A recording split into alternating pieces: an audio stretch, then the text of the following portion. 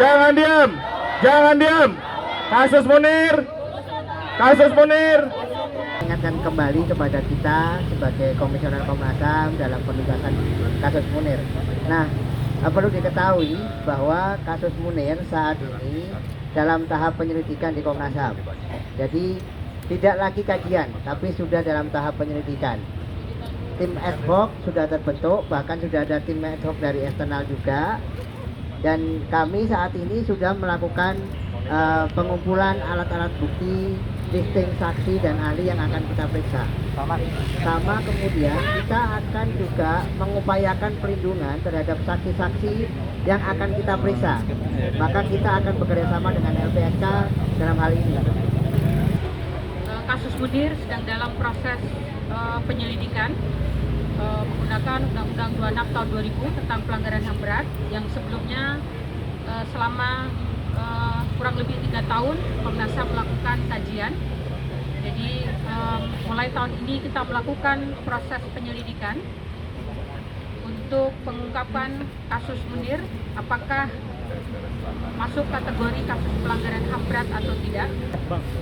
Sekali lagi kami akan berupaya sesungguh-sungguhnya, sepenuhnya agar ini bisa diselesaikan dengan proses yang akuntabel dan tentu tidak ada satu pihak manapun yang bisa menekan kami, yang bisa menghalang-halangi kami untuk mengungkap satu kebenaran, sehingga jangan khawatir bahwa ada sedikit pun ketakutan pada diri kami untuk mengungkap atau menjalankan proses penyelidikan dengan sesungguh-sungguhnya.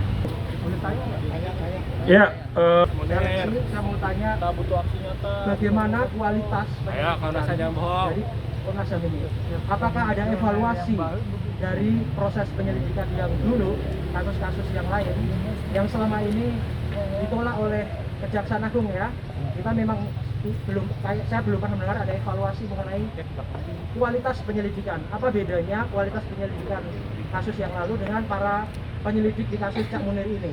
Itu yang pertama. Standarnya apa gitu? Tolong diceritakan. Karena Komnas HAM, komisionernya selalu berdalih kita sudah menyelesaikan tugas, tapi kurang wewenang. betul. Jadi dalihnya banyak sekali. Komnas HAM jangan bohong. Beda dengan Komnas HAM yang awal-awal ya, tahun-tahun 20 tahun yang lalu itu sangat kreatif. Buktikan, buktikan. Ya, saya setuju dengan suara massa ya. Jadi Komnas HAM ini seperti apa? Katanya benar-benar setuju dengan kasus Munir ini harus dituntaskan. Dan karena itu kualitas penyelidiknya bagaimana? Kalau misalnya nanti penyelidikan itu menyatakan bahwa kasus Cak Munir ini bukan pelanggaran berat berdasarkan Undang-Undang Nomor 26 tadi, komisionernya mau apa? Mau berbuat apa? Atau mau pasang badan apa enggak? Tadi Mbak Ani sudah bilang nggak akan takut, nggak bisa ditekan. Komnas HAM wajib menyatakan delik apa di dalam Undang-Undang 26. Apakah crime against humanity, ataukah genosida, ataukah kejahatan perang, agar publik tahu dan wajib dipenjara. Kesimpulan kami ini adalah crimes against humanity. Jadi kejahatan terhadap kemanusiaan dan unsurnya adalah salah satunya serangan terhadap penduduk sipil. Sesuai dengan ketentuan yang ada di ICC ya. Terus kemudian terkait apakah ada evaluasi dari penyelidikan sebelumnya? Ya, kami sudah melakukan evaluasi. Makanya kami kemudian berkesimpulan penyelidikan ini harus menggunakan Undang-Undang 26 tahun 2000. Menyambung pertanyaan dari teman-teman jurnalis, Mas Wawa dan juga Mbak Anis. Sebenarnya karena tata urutan atau proses hukum acara dari proses penyelesaian pelanggaran HAM berat yang diatur di Undang-Undang 26 2000 dan juga bagaimana kita 3 tahun terakhir selalu memperbincangkan hal yang sama dari tahun 2020 hingga tahun 2023 ini soal kepastian status kasus pembunuhan berencana atau sistematis terhadap Munir Said Thalib di 7 September 2004. Ada semacam kebingungan apakah pengumuman terhadap tim dulu atau pengumuman terhadap status kasus ya. Mungkin di kesempatan kali ini kita ingin mendengar sebenarnya per status quo detik ini di jajaran Komnas HAM, apakah sudah kasus pembunuhan Munir Said Thalib 7 September 2004 ditetapkan sebagai pelanggaran HAM berat. Silakan mungkin Mbak Anis atau Mas Wawa. Ya, tadi sudah disampaikan Cak Wawa, tim ad hoc penyelidikan ini menggunakan Undang-Undang 26 tahun 2000 dan kami sedang dalam proses penyelidikan. Tentu nanti apakah ini masuk kategori pelanggaran berat hak asasi manusia atau tidak, itu menunggu hasil proses penyelidikan yang nanti akan kami sampaikan kepada Kejaksaan Agung, dan berdasarkan eksekutif hasil penyelidikan akan kami sampaikan kepada keluarga, masyarakat, organisasi masyarakat sipil dan pihak-pihak yang relevan untuk menerima informasi kami. Terima kasih. Yang jelas Mbak, nggak jelas tadi bercontoh. Kalau sudah diputuskan sejak awal adalah deliknya crimes against humanity dan Undang-Undang 26, jangan lagi ada berkelit. Karena tadi Anis bicara bahwa ini soalnya adalah kita akan memutuskan apakah pelanggaran berat HAM atau bukan, itu masih diputuskan. Artinya masih mungkin untuk masuk ke dalam Undang-Undang 3999 seperti kasus KM50. Di situ disebut, yang disebut gross violation of human rights, pelanggaran berat HAM itu adalah pembunuhan, perbudakan, penghilangan paksa, perkosaan, dan seterusnya dan seterusnya. Eksekutif summary execution atau extrajudicial killing. Jadi ada satu perbedaan. Jadi mesti jelas ini di bawah Undang-Undang 39 atau Undang-Undang 26. Jangan berkelit lagi. Kalau di bawah rekomendasinya nanti seperti KM50, kasus dalang dari otak pembunuhan Munir itu akan diadili di tingkat pidana umum. Saya sudah bisa mengantisipasi kalau dia di pidana umum, maka yang terjadi otaknya tidak akan bisa diseret ke pengadilan. Kalau dengan Undang-Undang 26 akan ada pengadilan khusus untuk itu. Kapan kira-kira akhirnya Komnas HAM, komisioner atau dengan dua setidaknya penyelidik yang direkrut akan menetapkan atau mengumumkan, karena tadi masih ada kemungkinan bahwa kasus ini tidak ditetapkan sebagai pelanggaran HAM berat, dan kita sangat menghindari, sangat mengharapkan Komnas HAM bisa tegas di posisi itu. Kapan proses itu akan diketahui oleh kita semua? Jangan lama-lama, Cak. Ya, kami berusaha semaksimal mungkin, bahkan secepat mungkin kasus ini diselesaikan. Begitu. Artinya penyelidikannya juga harus diselesaikan. Gitu. Itu kalau dari jawaban dari saya. Ya, template. Iya, nggak ada waktu pasti. Keberanian dari Komnas HAM hari ini untuk bisa mengumumkan momen, tanggal, waktu untuk bisa mengumumkan penetapan kasus Cak Munir, pembunuhan berencana Munir Said Talib 7 September 2004 sebagai pelanggaran HAM berat. Siapa yang menyuruh Polikarpus? Semua menjadi gelap. Segelap seperti apa kasus pelanggaran HAM yang ada di negeri ini. Tidak hanya kasus Munir, tapi hampir seluruh kasus pelanggaran HAM yang ada di negeri ini. Semua gelap. Dulu waktu reformasi kita berharap Komnas HAM ini bisa menjadi satu lembaga yang bisa menjadi harapan, yang bisa menjadi corong bagi demokrasi di Indonesia. Dulu kita berharap Komnas HAM bisa secara gamblang berbicara seperti apa Munir berbicara pada masanya terkait berbagai macam pelanggaran HAM yang ada di negeri ini.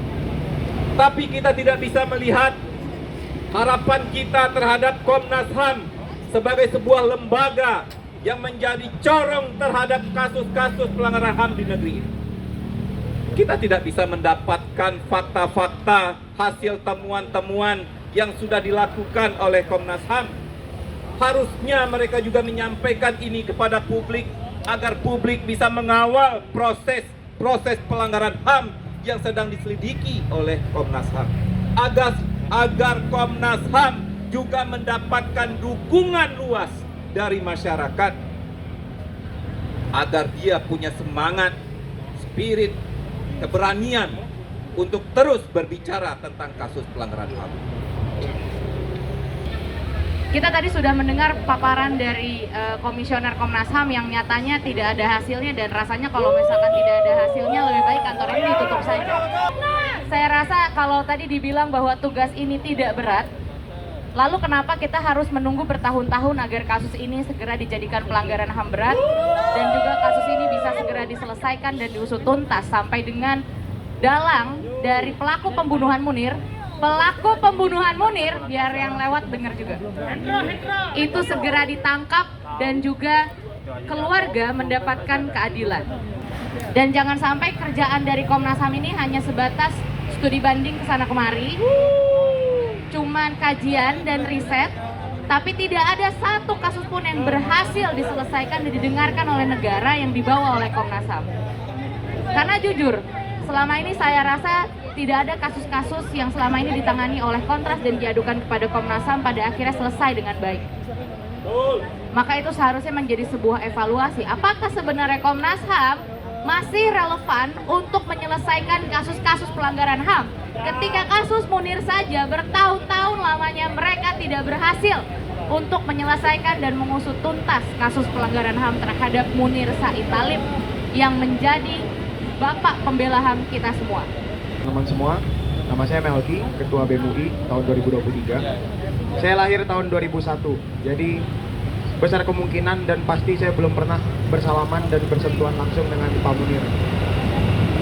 Cuman di setiap cerita yang saya dengar dan di setiap buku yang saya baca soal Kang Munir, semua selalu menceritakan tentang betapa keras, betapa berani, dan betapa punya nyalinya beliau untuk mampu menggoyang hal-hal yang memang perlu digoyang. Di semua cerita yang saya dengar, di semua buku yang saya baca, dan di semua penuturan yang masuk ke telinga saya, cerita tentang Munir selalu cerita soal keberanian. Cerita soal Munir selalu cerita soal kebanggaan, dan cerita soal Munir adalah cerita soal masa depan. Jadi besar harapan bagi generasi muda hari ini, kita tidak hanya menyuarakan soal Munir, tapi menyuarakan kasus pembunuhan Munir hingga mendapatkan keadilan berarti menyuarakan untuk masa depan kita. Semakin banyak, semakin berisik kita menyuarakan soal bagaimana Munir dan keluarganya bisa mendapatkan keadilan, semakin besar kemungkinan kita akan mendapatkan ruang-ruang kebebasan. Semakin sering kita bicara soal ada orang yang kemudian dibungkam hingga mengalami pembunuhan hanya karena dia bersuara dan membela yang benar, berarti kita sedang mempersiapkan masa depan yang penuh dengan kebenaran dan keadilan. Saya Sunarno sebagai Ketua Umum Konfederasi Kasbi. Ya, saya hadir di Komnas HAM hari ini. Yang ingin menunjukkan bahwa kami dari kaum buruh selalu mendukung agenda perjuangan dari kawan-kawan organisasi-organisasi gerakan rakyat, termasuk salah satunya adalah kawan-kawan Kontras. Hari ini 7 September, kita memperingati hari gugurnya Cak Munir. Dan kami yang pada saat itu sedang bersemangat membangun organisasi serikat buruh tentunya sangat kehilangan, tentunya sangat terpukul. Karena Cak Munir aktif memperjuangkan dari kawan-kawan buruh atau melakukan pembelaan terhadap kaum buruh. Selain juga melakukan pembelaan terhadap korban-korban dari kejamnya rejim Orde Baru, peristiwa 98 atau bahkan 27 Juli yang juga memakan korban. Yang di kemudian hari kami dari Serikat Buruh, khususnya waktu itu karena ada Undang-Undang 21 tahun 2000, kami juga akhirnya membangun Serikat Buruh, berupaya untuk membangun Serikat Buruh, tapi rupanya pembentukan serikat-serikat buruh itu juga tidak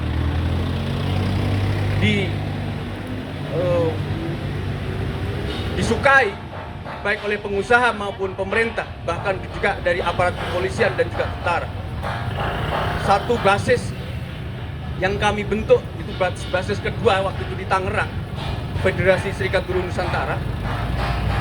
Serikat Buruh Nusantara PT Dwi Naga Sakti Abadi atau pabrik sepatu dengan merek Pomipet. Ketua dan wakilnya diberangus, di PHK secara sepihak, dan kemudian dilaporkan tindakan pidana atau lebih tepatnya adalah dikriminalisasi. Nah, disitulah kawan-kawan dari FSBN sebelum ada Kasbi waktu itu aktif atau intens berjaringan dengan kawan-kawan LBH Jakarta, YLBHI, dan Kontras. Dan pada saat itulah kawan Munir akhirnya juga melakukan tanda tangan untuk menjamin kawan kami Sofyan Bedot dan Sujito waktu itu karena dikriminalisasi, maka kami meminta untuk tahanannya ditangguhkan dan proses tetap berjalan. Dan kami akhirnya membentuk sebuah serikat buruh Konfederasi Kasbi sebagai salah satu jawaban, karena pada waktu banyak serikat-serikat buruh yang mulai berdiri, yang tidak lain dan tidak bukan adalah bagaimana supaya bisa mewujudkan perjuangan dari buruh, dari ketertindasan, dari pembodohan dari perusahaan-perusahaan, apalagi yang dilakukan oleh negara, yaitu melalui Disnaker atau Kemnaker. Banyak kebijakan-kebijakan yang dibuat oleh negara yang buruk dan itu sangat merugikan kita kaum buruh pada waktu itu. 2004 kami mendengar kabar buruk Cak Munir meninggal karena sedang dalam perjalanan, dan saya yakin apa yang terjadi pada waktu itu ada sebuah konspirasi besar yang dilakukan oleh negara dengan aparatnya. Bagaimana mungkin pada sidang-sidang berikutnya diungkap bahwa yang melakukan itu ada nama-nama pilot dari Polikarpus, dari Muhdi BR, dan juga sebenarnya ada Hendro Priyono, dan juga ada jenderal-jenderal yang lain yang sebenarnya juga terlibat untuk membunuh Cak Munir. Di persidangan-persidangan selanjutnya tidak pernah terungkap siapa otak di balik pembunuhan dari Cak Munir. Dan disitulah kenapa hari ini kita ingin meminta kepada Komnas HAM, Komnas HAM yang seharusnya mereka bisa melakukan kerja-kerja terkait dengan penegakan hak asasi manusia. Ada banyak tindakan kekerasan, kekerasan kriminalisasi yang dilakukan oleh instansi negara, tapi sulit untuk diungkap. Termasuk kasus besar sebenarnya, kasus pembunuhan Munir ini. Dan siang ini kita ingin mengingatkan kepada Komnas HAM, sudah 19 tahun, sebentar lagi 20 tahun, kasusnya tidak terungkap. Artinya aktor intelektual atau otak di balik pembunuhan Munir ini tidak terungkap. Dan ini menjadi PR besar buat bangsa kita, buat negara kita, termasuk kita, kaum buruh dan kelompok gerakan rakyat yang lain, yang sebenarnya juga sampai dengan saat ini masih menunggu. Dan tentunya bukan hanya kasus Munir, ada kasus-kasus yang lain, tragedi Trisakti, Semanggi, dan juga kasus-kasus yang lain, termasuk beberapa waktu lalu pada reformasi di korupsi 2019, 2020, dan itu juga terjadi. Tapi kasusnya selalu menguap. Aktor-aktor di balik pembunuhan, kekerasan itu tidak pernah terungkap. Saya pikir apa yang dilakukan, terutama Mbak Suciwati dan juga kawan-kawan Kontras, bagaimana untuk melakukan pembelaan atau mengungkap dari kasus tersebut, harus kita dukung dari kelompok gerakan rakyat, dari kaum buruh dan juga kawan-kawan yang lain. Sehingga Komnas HAM yang seharusnya menjadi lembaga independen untuk melakukan penyidikan, penuntasan kasus ini, mereka juga tidak takut lagi. Kalau sampai kemudian Komnas HAM memiliki komitmen itu, tapi kemudian dari pihak-pihak lain justru menyerang atau menghalang-halangi dari Komnas HAM, justru itulah dari kita, dari kelompok gerakan rakyat, justru yang harus melakukan pembelaan, harus melakukan dukungan kepada Komnas HAM. Tapi kalau Komnas HAM sendiri tidak berjalan sesuai dengan fungsi dan kewenangannya, saya rasa Komnas HAM ini layak untuk dibubarkan sekalian. Kenapa kita masih berdiri di sini? Dan kenapa kita harus aksi hari ini di depan Komnas HAM? Atau bahkan banyak upaya usaha perjuangan yang kita lakukan untuk memastikan kasus Cak Munir diusut tuntas. kasus Cak Munir diselidiki oleh Komnas HAM dan segera ditetapkan sebagai pelanggaran HAM berat. Bukan hanya ditetapkan, tapi harus dikawal oleh bapak-bapak, ibu-ibu, para komisioner Komnas HAM, dibawa ke pengadilan HAM berat. Mereka yang terlibat dalam kasus pembunuhan Cak Munir masih melenggang bebas, mereka masih bisa tertawa bahagia, bahkan duduk di kursi-kursi kekuasaan. Mereka masih melenggang bebas, diberikan ruang bahkan untuk menjual dirinya sebagai pejabat publik, mengambil keputusan-keputusan penting terhadap negara ini. Apakah itu adil, teman-teman? Apakah itu adil, kawan-kawan? Pak tentara, Pak polisi, kalau masih ada di sini ya. Apakah itu adil? Sama sekali tidak. Itu memalukan, itu memalukan, itu menjijikkan, itu menjijikkan. Kita tidak boleh biarkan itu, kawan-kawan. Impunitas harus kita gempur. Setiap orang sama di hadapan hukum. Jangan kemudian bicara ketika itu adalah anggota BIN, ya, itu mantan ketua BIN, itu tentara, itu jenderal, itu pejabat, kemudian bisa melenggang bebas dari jerat hukum. Tapi apa lacur, teman-teman? Kita melihat bagaimana proses penuntasan kasus Cak Munir. Yang itu buntu, yang itu berhenti akibat mafia peradilan yang masih melenggang bebas. Kita tahu bagaimana sidang Cak Munir hanya mampu menyeret pelaku lapangannya, hanya menyeret Polikarpus dan juga Heri Setiawan, dia dari Garuda Indonesia yang memang terlibat sebagai aktor lapangan dalam pembunuhan Cak Munir. Tapi bagaimana mereka yang kemudian membantu, mereka yang kemudian merencanakan dan menjadi otak intelektual dari kasus pembunuhan Cak Munir, mereka diselamatkan meskipun fakta-fakta hukum yang dihadirkan di pengadilan jelas sekali menunjukkan bagaimana